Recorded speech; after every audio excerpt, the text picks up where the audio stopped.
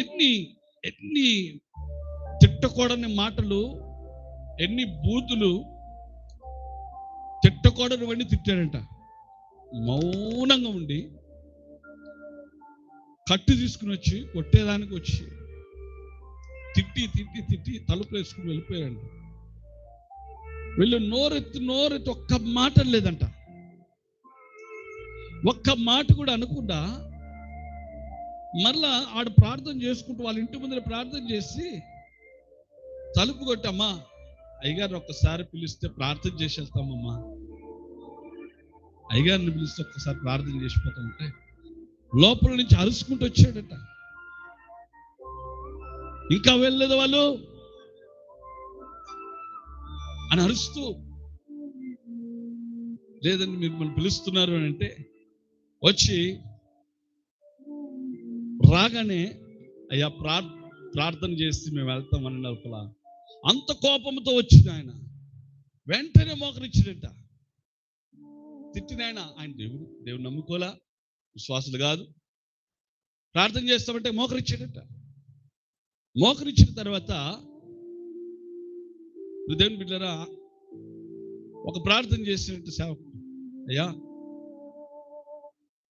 మేమెవరమో తెలీదు, మేము ఎక్కడ వారమో తెలీదు, వీళ్ళెవరో మాకు తెలీదు, ఎందుకు ఇన్ని మాటలు ఆయన ద్వారా మమ్మల్ని తిట్టించారో కూడా తెలీదు.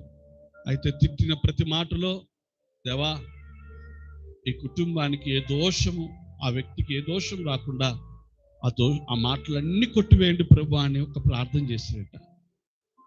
ఆ ప్రార్థన చేయగానే ఆయన కళ్ళల్లో నీళ్ళు వచ్చేది. ఆశ్చర్యము, కళ్ళల్లో నీళ్ళు వచ్చేది. ఆయనకి ఆశ్చర్యమైందంట. ఆశ్చర్యమైతే తిరిగి మరుసటి రోజట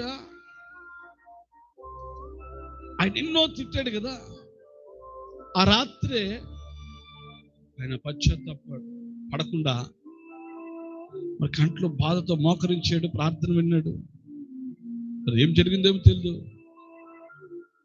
రాత్రి తెల్లవారుజామున 3 గంటలకు మరలా వాళ్ళని వెతుక్కుంటూ వెళ్ళొచ్చినట్ట. ఆయన 4 మనుషులు మోసుకొని, అర్థమవుతుందా? 4 మనుషులు మోసుకొని వచ్చారట. ఆయన ఆలోచించు, బీపీ రేజ్ అయిపోయిందంట. బీపీ రేజ్ అయిపోయి ఆలోచన చేసి కాలు చీలు పడిపోయి వచ్చారు. మళ్ళీ 3 గంటల నుంచి ప్రార్థన అంట. ఆ సేవకులు మళ్ళా 3 గంటల నుంచి ప్రార్థన చేశారు. రాత్రి నుంచి మధ్యాహ్నం 3 వరకు ప్రార్థన చేశారట. మరలా మరుసటి రోజు 3 గంటల వరకు మధ్యాహ్నం వాసముండి ప్రార్థన చేస్తే 4 పిలుచుకొని వచ్చి మళ్ళీ ఆ స్థలంలో ప్రార్థన చేసి ఆ వ్యక్తి కొరకు ప్రార్థన చేసి ఆ చేతులు కాళ్ళు కొద్దిగా మళ్ళా ఆ ప్రార్థనలోనే బాగా అయ్యాయంట. ఆమేన్. ఇది ఎవరు చెప్పిన సాక్ష్యం?